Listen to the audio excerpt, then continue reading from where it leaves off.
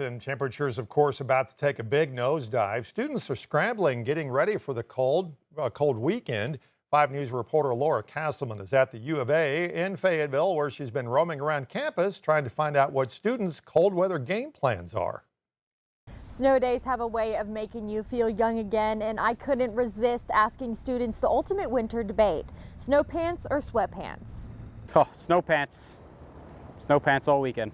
Whether you're planning to stay in or brave the cold to play in the snow that's expected to fall. We're gonna go jeans.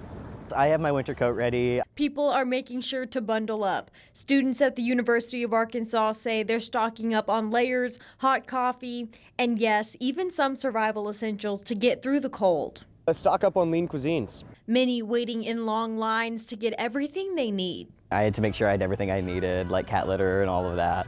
And it was just packed. Like, all the stores were just packed whenever I was going through. It took like 15 minutes of waiting in line to get like one item. While some get necessities, others are getting ready to have some fun. Got a sled to get pulled around by my roommate. You know, we're making sure it's going to be a good time in the snow. But safety is top of mind. Students I talk to say they'll have extra layers on and their biggest coats. I'm gonna have to go with Carhartt. Keeps you warm, very high quality stuff, and I can't recommend it enough. Okay, better than Barber? Yes, better than Barber. Gotta say, the Barber jacket, best there is. Keeps you warm. It's also very stylish, so Barber all the way. With the university announcing that it'll be cutting all classes at 3 p.m., most students are planning a fun snow day. In Fayetteville, covering news where you live, Laura Castleman, 5 News. Here's another reminder that while some may be planning that perfect snow day, some may be more vulnerable to the extreme cold. Warming shelters will be open across the region through the weekend. Today, the Mansfield Fire Department says it is preparing a shelter at the elementary school. It also says it is looking for volunteers with vehicles who can help transport neighbors in need. For more info on the closest warming centers next to you, you can text the word WARM to the number there on your screen, 785-5000. We will send you back a link to where you can find those warming shelters. Meanwhile, organizations say they need more blood donations at this time. The American Red Cross says their latest report, they have seen a 35% reduction in blood supplies in the last month. They say the flu surge and weather events nationwide are the reasons for the big drop-off. We talked to the Community Blood Center of the Ozarks today, and they say they need all the donations they can get. On average, we need to collect 200 units of blood a day, or collect 200 donations a day to meet the needs of our local hospitals that we provide blood to. O positive, O negative, and A negative are in high need right now. All blood types are needed. If you are a different blood type, please still come in and donate. Center has locations in Bentonville and Springdale, but will be closed on the weekend. Other blood drive opportunities will happen region-wide in the next couple of weeks. Last night, we told you how crews were getting the roads ready, and tonight we wanted to know how tow truck companies are getting ready to help stuck drivers. We talked to J-Hook Towing, who said they'll have 50 trucks working from Fort Smith all the way across the state to West Memphis. General manager told us all of his crews are going to be working and staying busy, and said safety for his driver is the #1 priority. Arkansas has a move-over law. If you see amber, red, or blue lights, you need to get away from it, okay?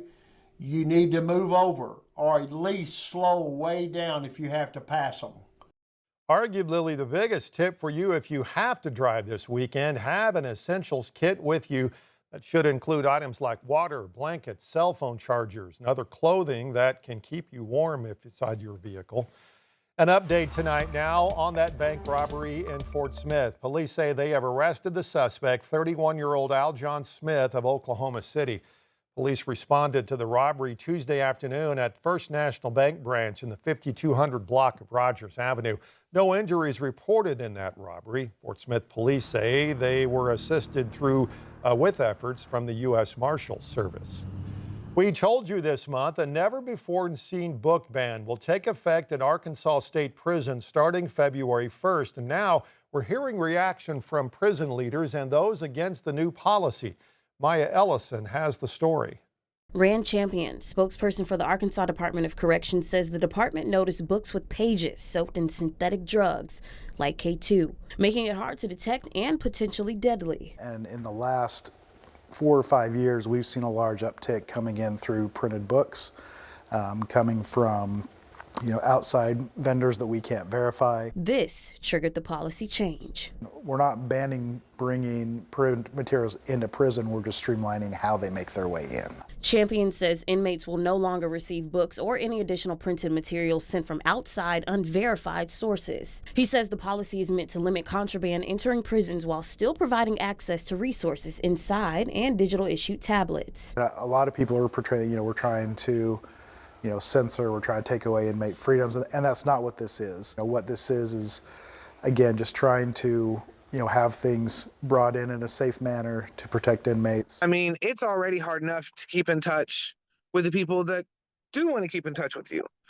And taking just one more thing away that, is one thing that somebody can show somebody that's locked up that they are still cared about. Alita Vaught spent about 6 months in the McPherson unit in Newport. She says books were one of the few ways to escape the reality of prison and to stay out of trouble.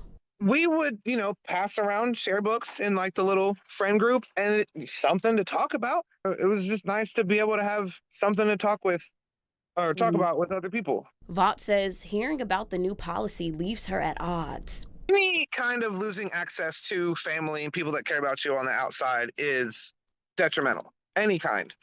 The Department of Corrections says the policy is necessary for safety measures and says donations from approved organizations will continue. How have you all approached families who are upset about this policy? And it's a challenge. I mean, anytime there's a change in a policy or change, there's going to be pushback, there's going to be resistance. It is not to, limit what can be sent in. It really is about the safety of the inmates and making sure we're doing everything we possibly can to keep them safe. That was Maya Ellison reporting. Now, Champion says inmates and families have been notified, and the department will continue to maintain and enforce the donation intake process. We officially have a $1 billion Powerball winner in Arkansas. That winning ticket sold in Cabot right before Christmas at this Murphy gas station was officially claimed today. $1.8 billion prize was won by one lucky person on Christmas Eve.